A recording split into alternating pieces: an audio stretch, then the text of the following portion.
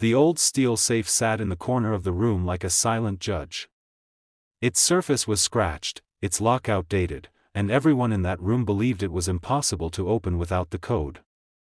Everyone, except a poor boy who had nothing to lose. When the millionaire laughed and said, "I'll give you $100 million if you open that safe," he meant it as a joke. But kindness has a strange way of unlocking things money never can, and that day, it unlocked far more than a safe. Before we begin, take a moment to support the channel. If you enjoy emotional stories that remind us of the power of kindness, please subscribe, like this video, and share your thoughts in the comments.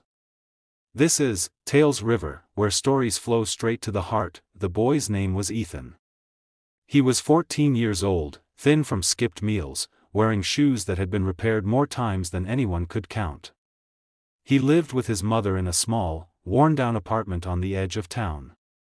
His father had passed away years earlier, leaving behind memories, unpaid bills, and a deep silence at the dinner table. Every morning before school, Ethan helped his mom by delivering groceries for a local store. He didn't complain. He didn't ask for pity. He just worked, quietly and honestly, because that was the only way he knew how to survive. One afternoon, while making a delivery to a tall glass building downtown, Ethan noticed an elderly man struggling near the entrance. The man had dropped his papers, and people walked past without stopping. Ethan set down his delivery box and rushed over. "Sir, let me help you," he said gently. The man looked up. His eyes were sharp, but tired. He wore an expensive suit, yet his hands trembled slightly as Ethan gathered the scattered papers. "Thank you, son," the man said. "Most people don't slow down anymore." Ethan smiled. "My mom says slowing down is how you see what matters." The man studied him for a moment, surprised by the answer. "What's your name?" "Ethan." "Well, Ethan," the man said, standing straighter now, "I'm Mr. Harold Bennett." Ethan didn't know it then, but Harold Bennett was one of the richest men in the state.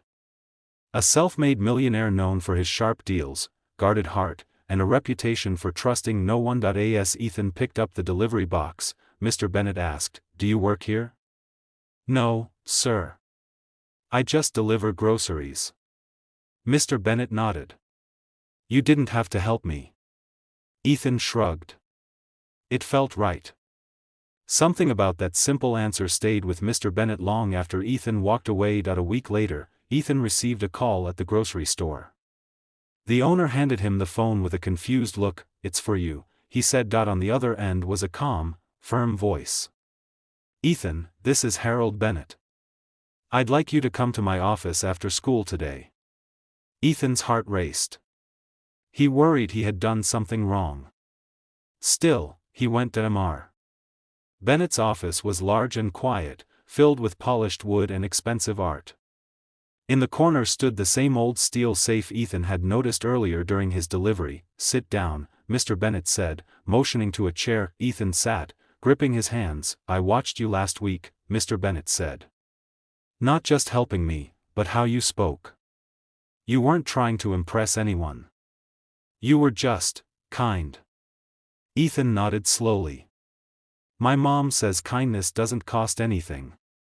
Mr. Bennett smiled faintly. "That's where she's wrong. Kindness can cost everything. That's why most people avoid it." He stood and walked toward the safe.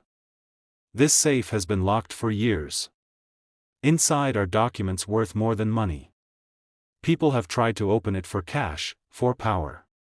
They all failed." Then he turned back to Ethan with a strange look in his eyes. "I'll give you $100 million if you open the safe." Ethan blinked. He thought it was a joke. Then he saw Mr. Bennett laughing softly. "I'm serious," the millionaire said, still amused. "Go ahead. Try." Ethan stood and walked toward the safe. He didn't touch the lock right away. Instead, he knelt down, studying the scratches, the rust, the worn edges. "Why do you want it opened?" Ethan asked Mr. Bennett paused. "Because it's been closed too long." Ethan nodded. He placed his hand gently on the safe, not forcing it, not shaking it. He simply whispered, "Thank you for protecting what's inside." Mr. Bennet frowned. "What are you doing?" "My dad used to say things break when they feel attacked," Ethan replied. "Sometimes you have to treat things gently." Then Ethan noticed something everyone else had missed. Behind the safe, barely visible, was a loose panel in the wall. He pushed it aside and found a simple manual release hidden behind the steel that he pulled it. The safe door clicked and slowly opened. The room went silent. Damar. Bennett stared, his laughter gone. His hands shook as he stepped forward. Inside the safe were old letters, photographs, and legal documents. At the very top was a letter addressed to Harold Bennett, written in a woman's handwriting. Damar. Bennett's eyes filled with tears as he opened it. This is from my wife," he whispered. "She died 20 years ago. I locked this away after she passed. I couldn't face it." He sank into his chair, overcome. Ethan stepped back quietly. "I didn't mean to intrude." Mr. Bennet looked up at him, emotion breaking through years of control. "You didn't open the safe," he said. "You opened me." The next day, headlines spread across town. Harold Bennett announced a massive donation to community shelters, schools, and struggling families. He also created a trust fund for Ethan and his mother, not as a reward, but as an investment in kindness. When asked why, Mr. Bennet said, "A boy with nothing reminded me of everything that matters." Ethan didn't become rich overnight in the way people expected. He stayed in school. He kept helping others. But his life changed in one important way. He never doubted that kindness had power. Years later, Ethan would say, "I didn't open a safe. I opened a heart. And that changed everything." Kindness doesn't always look grand. Sometimes it looks like stopping to help an old man. Sometimes it looks like listening, or treating something broken with care instead of force. You never know what doors your kindness might open. And sometimes, the greatest treasure isn't money at all, it's the good you leave behind in someone else's life. So today, choose kindness. You might unlock a miracle you never expected.